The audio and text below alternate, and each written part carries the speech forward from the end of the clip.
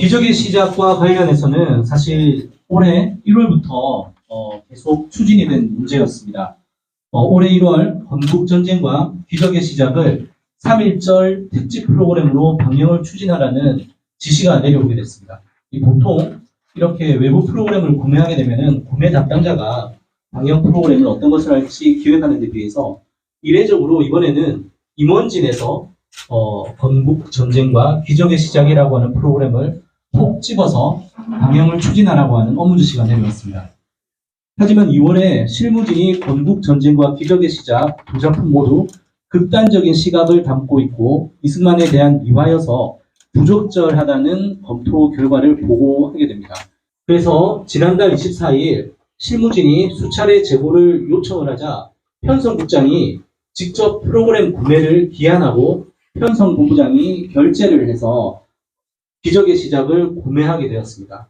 그리고 지난달 31일 제작 편집 실무진이 문제점을 지적하며 여전히 제보를 요청하자 편성본부장이 직접 종편 작업을 진두지휘하면서 디렉팅해서 제작을 완료했습니다. 이 부분과 관련해서 제작 실무진이 조합에 밝혀온 입장이 있는데 그 부분을 잠시 읽어드리도록 하겠습니다. 기적의 시작 방영 문제를 둘러싼 문제로 인하여 저희 부서는 담당 팀장이 타 부서로 발령이 나고 저를 포함한 3명의 실무진이 간부진과 커다란 갈등 상태에 놓여 부서는 엉망이 되어버린 상황입니다. 만약 기적의 시작이 이대로 방영된다면 외부에 보이지 않는 압력에 의해 방송되는 상황을 맞이하게 될 것이고 이러한 상황이 되풀이되지 않을까 우려됩니다. 다시 한번 기적의 시작 광복절 기획 독립영화관 방송에 대해 제고해 줄 것을 요청드립니다. 이와 관련해서 KBS 본부의 입장을 말씀드리겠습니다. 기적의 시작은 공과가 뚜렷한 이승만이란 인물에 대해 미화와 찬양하는 프로그램으로 방송의 공정성에 심대히 어긋나는 내용입니다. 영화진흥위원회 독립예술 인정 소위에서조차 주장이 결론적으로 왜곡된 측면이 있다. 역사적 인물을 보여주고 싶은 면만 연출, 팩트 자체가 틀린 것이 있고 다큐멘터리 영화라고 느껴지지 않음, 논리적 뒷받침이 아주 미약 등으로 평가하는 등 프로그램 수준도 방송에 부적합합니다. 또한 최근 윤석열 정부에서 역사기관장에 뉴라이트 인물들을 앉히는 등 윤석열 정부의 헌법 정신을 파괴하는 대한민국 역사관 개조에 공영방송 KBS가 동원되는 것으로 해석할 수밖에 없습니다. 이상의 이유로 기적의 시작은 방영이 취소되어야 하며 관련된 임원들은 즉각 책임을 지고 사퇴해야 할 것입니다. 언론노조 KBS 본부는 기적의 시작이 방영된다면 방영에 대한 책임을 끝까지 물을 것입니다. 공영방송 KBS에서 방영을 했을 때 부적절하거나 문제될 수 있는 부분들에 대해서 요약적으로 설명을 좀 드리겠습니다. 제목은 기적의 시작입니다. 여기서 기적이라고 하는 것은 그런 것 같습니다. 그러니까 대한민국이 독립을 하고 이만큼 발전을 해온 것을 기적이라고 하는데 그 기적을 기원케 만든 사람, 그 사람이 바로 이승만이다. 프롤로그에서도 우리의 운명을 뒤바꾸고 기적을 선물한 인물 건국 대통령 이승만 이렇게 명시를 하고 출발을 합니다. 전체 80번 정도 되는 러닝타임 중에서 오로지 일방적인 칭송과 미화로만 일관을 합니다. 그럴 수밖에 없는 게 일방적으로 칭송과 미화로 일관하는 사람들만 나와서 인터뷰를 합니다. 예를 들어 백선엽, 황장엽 등 극우적 인사들의 인터뷰로만 구성이 됩니다. 이 중에서 비판적인 관점을 지닌 인터뷰는 단 한 명도 등장하지 않습니다. 예를 들면 3.15 부정선거나 4.19 혁명도 이승만에게는 억울한 누명이라고 표현이 됩니다. 결과적으로 이승만은 무결점, 무과오의 기적적 인간으로 묘사가 됩니다. 결국 공영방송에서 시청자들에게 다양한 정보를 또 그리고 판단 근거를 제공하지 못하고 일방에 편향된 의견을 주입하고 강요하는 결과로 이어질 것입니다. 조금 강론으로 살펴보겠습니다. 초반부에 대한민국 건국일을 꼭 집어서 1948년 8월 15일이라고 명시를 하는 인터뷰가 실립니다. 그리고 그 건국에 기여한 것은 이승만 한 분의 지대한 업적이라고 표현을 합니다. 또 한 가지 기독교에 대한 묘사가 나옵니다. 감옥에서 고문을 당할 때 기도가 자연스럽게 터졌고 그 순간 각방안이 환해졌으며 내 온 몸이 뜨거워졌다. 그리고 우리나라가 발전하고 미국과 영국과 같이 되려면 기독교를 근본으로 삼지 않으면 불가능하다. 이런 부분이 나오는데요. 지나치게 기독교적인 세계관에 입각해 이승만을 메시아적 인물로 묘사를 하고 있습니다. 특정 종교가 아니었다면 지금의 우리는 없다라는 식의 주장을 하는 것은 대단히 부적절합니다. 또 하나, 이승만은 애꿎은 피해자라는 주장을 하기도 합니다. 대통령은 전혀 몰랐던 사실이고 아랫사람들의 잘못이라는 얘기인데 그래서 누명이라고 주장하기도 합니다. 민주주의를 열망했던 4.19 이거 이로 인해서 어쩔 수 없이 하야를 선택했던 그의 결정마저도 높이 받들어야 할 결단으로 표현하고 있습니다. 그리고 지금 자라는 청소년들이 과연 역사를 어떻게 이해하고 배워야 할지 공영방송에서 대단한 혼란을 가중시키는 지점 아닌가 싶습니다. 저는 개인적으로 가장 문제가 되는 부분은 이 그림에 나와 있듯이 독재에 대해서 항거하거나 인권을 수호한다는 주장을 하는 사람들은 실상 북한과 함께 적화통일된 국가에 살아야 한다는 것 아니겠느냐 이런 주장을 하기도 합니다. 즉 북한을 추종하고 적화통일을 꿈꾸는 세력이다라고 말하는 건데요.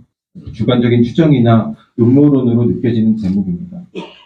가장 심각하다고 느꼈던 이유는 이렇게 국민 갈등을 증폭시키는 그리고 또 사회 통합을 저해할 우려가 큰 메시지를 공영방송이 주도해서 그것도 광복절 특집에 방영시키고 확산시키는 것은 심각한 문제라고 생각합니다. 이 정도로 마무리하겠습니다. 할 말은 더 많습니다. 이승만의 가장 큰 과오 중에 하나는 일제 청산을 가로막아서 민족정교 쇄신하는 기회를 박탈했다는 겁니다. 아니 대한민국 정부 제2호 법문인 반민특위법을 무력화하고 반민특위를 해산시키고 일제시의 경찰을 그대로 채용한 것은 역사의 죄인입니다. 그거는 무슨 친일파는 아니다 정도로 얘기할 수 있는 정도가 아닌 겁니다. 그래서 저는 뭐 이 사람을 친일파냐 아니냐 뭐 그 정도로 얘기할 수 없다. 그래서 첫 번째고요. 더 중요한 것, 저가 관계되는 해방 이후 사건들에 대한 인식의 문제, 제주 4.3만 한번 가지고 보면 대부분 민간 희생자들은 토벌대에 의해서 저지르였습니다. 제주 4.3 진상조사 보고서에 따르면 전체 희생자 중에서 토벌대에 의한 희생이 78% 정도가 되고요.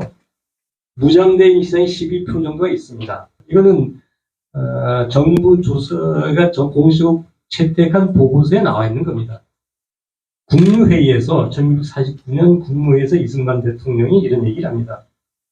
미국의 원조를 받기 위해서 제주도와 남도 지역의 폭도 등등이죠. 그 등을 밝은 색원하여 탄압을 해라고 지시합니다. 즉 대통령, 일국의 대통령이라는 사람들이 국민들을 탄압하라는 지시를 국무회에서 공식적으로 하는 겁니다. 다음 한 문제 더 하면 이승만 독재자와 항상 공통점이 뭐 인권을 위하고 어쩌고 하면서 왜 북한에 대한 것은 얘기하지 않고 북한과 함께 적화 통일하여 살해한다고 하는 게 아니냐 뭐 이런 식의 얘기를 하는데 이게 참 기막힌 얘기입니다. 그러면 독재를 하였을지라도 북한만큼은 아니므로 독재가 아니다 뭐 이런 주장인가요? 이게 참, 북한이 독재를 하고 있으므로 우리도 불가피하게 독재를 할 수밖에 없다. 뭐 그런 주장인지. 이게 도대체가 이게 좀 말이 안 된다. 하는 생각이 들고요. 근데 독재자의 특성으로 우상화하기 위해서 여기에 동상을 세우는데 이승만은 그렇지 않았다. 이거 정말 이건 발주 아닙니까? 네?